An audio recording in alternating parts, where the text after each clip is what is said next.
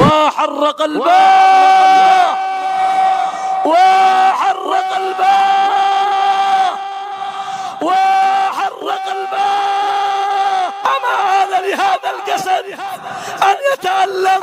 أما آن لهذا النوم أن يذهب؟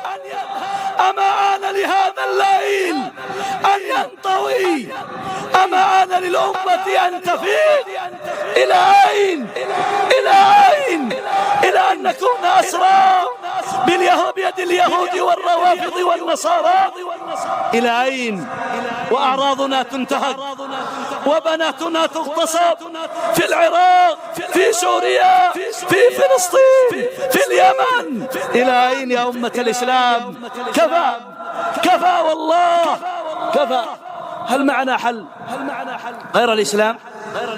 هل معنا حل